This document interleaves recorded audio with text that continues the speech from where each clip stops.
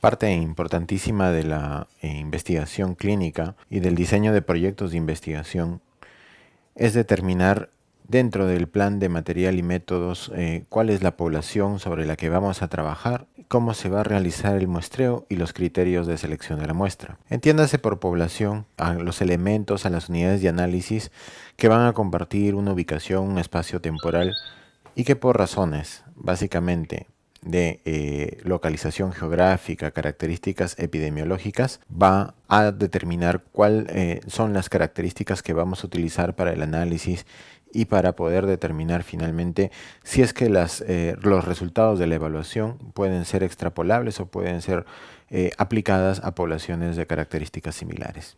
Los pacientes, las personas, las unidades de análisis que son parte de la población deben guardar, como repito, similitud y características comunes, como son, por ejemplo, compartir una población, un espacio geográfico, un tiempo, como muestra el siguiente ejemplo de un trabajo de investigación en psiquiatría, donde se define que la población para estudio son pacientes que acudieron al consultorio de psiquiatría del Hospital Cayetano Heredia en el distrito de San Martín de Porres, en la ciudad de Lima, entre mayo y octubre del 2011. Ustedes claramente pueden determinar sobre qué pacientes estamos trabajando y sobre todo la ubicación geográfica y el periodo de tiempo o el espacio temporal en el cual se va a realizar el análisis. Definido la población, es importante determinar cuáles van a ser nuestros criterios de selección y entiéndase por criterios de selección a los criterios de inclusión y exclusión, siendo los criterios de inclusión los que permiten definir y caracterizar la población y que incluyen no solamente variables demográficas, sino también la enfermedad y los elementos de evaluación de interés, es decir, pueden ser factores de riesgo, enfermedad de interés, y los criterios de exclusión indican que quien ya cumplió estos criterios tendrían que ser removidos ya sea por limitaciones éticas, ya sea por manifiesto del paciente no ser incluido en el estudio o por alta probabilidad de pérdida en el seguimiento. Este es un ejemplo del mismo trabajo que mencioné previamente, donde se menciona que la selección de los pacientes incluyó a sujetos entre 18 y 60 años de ambos sexos, nuevos y continuadores con cierto grado de instrucción y con cierta capacidad comunicativa para comprender indicaciones, excluyendo, por ejemplo, pacientes con síntomas psicóticos, demencia o retardo mental. Este ejemplo claramente demuestra cómo se define desde el punto de vista temporal, desde el punto de vista geográfico y desde el punto de vista de características clínicas epidemiológicas las personas que van a entrar al proceso de análisis. En caso de que se trabaje con toda la población, evidentemente que este rubro puede ser eliminado, el rubro de la muestra, y la muestra, la terminología grupo de estudio solo será aplicada a estudios experimentales, ¿no? Entonces, teniendo la población, el siguiente paso que debemos seguir es determinar si vamos a requerir una muestra y cuál va a ser el tamaño muestral. La muestra forma parte del marco muestral y el marco muestral define las unidades de análisis, el tamaño de la muestra y el método de selección que se va a emplear para poder incluir a los sujetos de estudio dentro del proyecto de investigación. Las muestras no siempre serán hechas sobre el total de la población, las observaciones, para lo cual es necesario elegir una población siempre y cuando nos encontramos con ciertas limitaciones como son limitaciones de dinero, económicas, tiempo, recursos humanos, dificultades geográficas y logísticas. ¿Qué es lo que quiero decir con esta diapositiva? Que es una de las preguntas que suelen hacerse frecuentemente, es decir, si mi proyecto de investigación requiere el cálculo de un tamaño muestral, eso va a depender, primero, de si es que tengo limitaciones económicas, temporales o de recursos humanos, geográficas y logísticas para poder abordar a toda la población. Y ahí es ahí cuando yo voy a poder determinar si realmente necesito una muestra representativa y las técnicas para llegar a ella. Esta muestra debe ser, repito, representativa y debe los resultados ser extrapolados a la misma población con similares niveles de confianza. La muestra puede ser de individuos o de observaciones, por ejemplo, una muestra de un individuo que contribuye con una observación, como el caso de pacientes hipertensos, diabéticos, pacientes con VIH en targa, o pueden ser observaciones donde una persona puede contribuir con dos o más observaciones.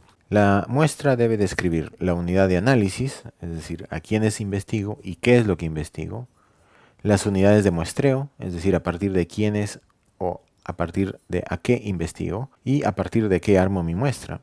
Debo contener además un elemento, conjunto de elementos que se seleccionan en la etapa de muestreo. Por ejemplo, cuando yo quiero estudiar el daño auditivo en trabajadores de una fábrica, separando a los trabajadores por área, mi unidad de muestreo va a ser cada sección de la fábrica y la unidad de análisis será cada trabajador de familia. Igual cuando voy a hacer una encuesta poblacional donde la información es obtenida a partir del jefe de hogar, la unidad de muestreo serán los jefes de familia, siendo la unidad de análisis los hogares. Ahora, ¿cómo calculo el tamaño muestral? Bueno, en este contexto uno tiene que saber exactamente qué tipo de estudio va a realizar para poder saber qué fórmula especial va a utilizar para calcular el tamaño muestral. Existen fórmulas ad hoc para estimar proporciones en el caso de estudios de frecuencia o estudios descriptivos. Existen fórmulas para estimar el tamaño muestral en estudio de casos y controles, para el estudio de cohortes, para el ensayo clínico y para la comparación de dos o más medias. Esta es una página web donde ustedes pueden acceder gratuitamente a un programa estadístico que puede hacer el cálculo del tamaño muestral de forma gratuita y aquí les muestro algunos ejemplos.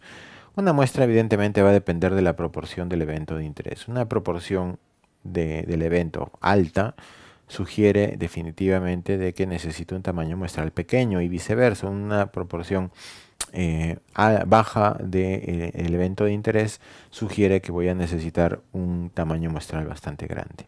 ¿De dónde saco los datos para estimar los elementos que componen la fórmula de cálculo del tamaño muestral? Pues generalmente es de la literatura o de un estudio piloto.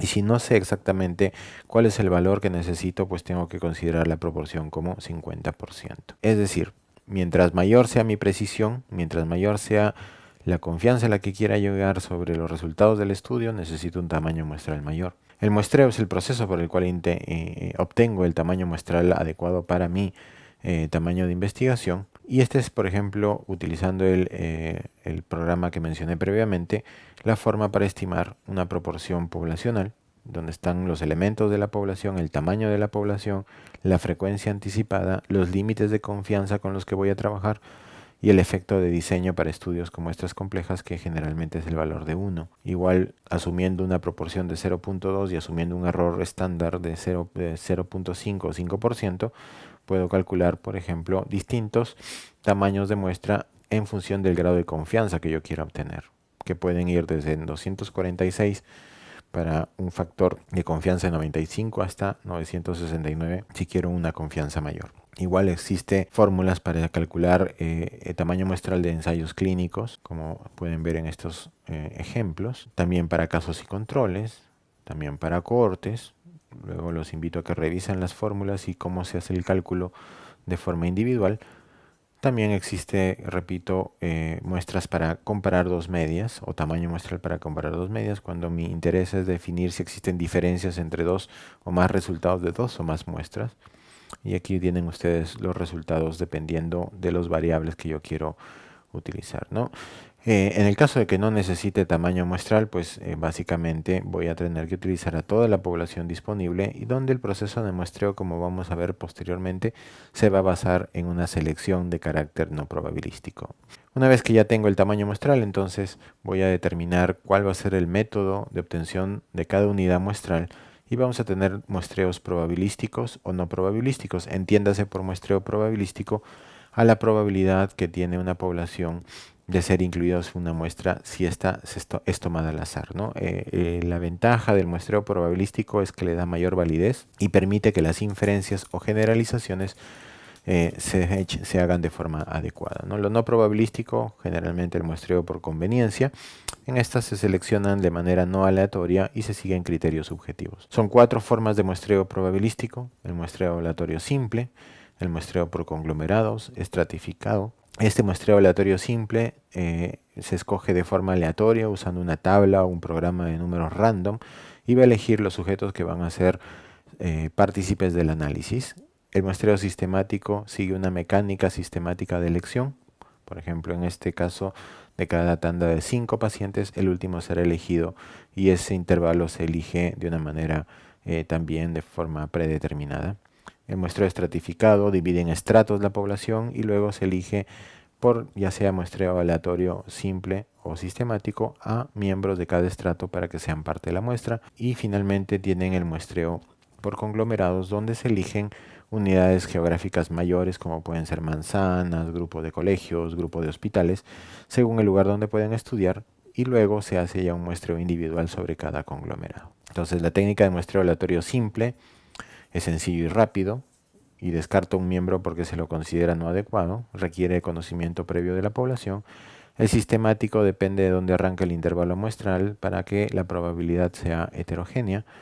Estratificado forma agrupaciones homogéneas de la población en estratos, hace estimaciones precisas, se necesita de variables apropiadas, y el muestreo por conglomerados nos permite agrupaciones no seleccionadas por el investigador, nos permite además ahorrar costos.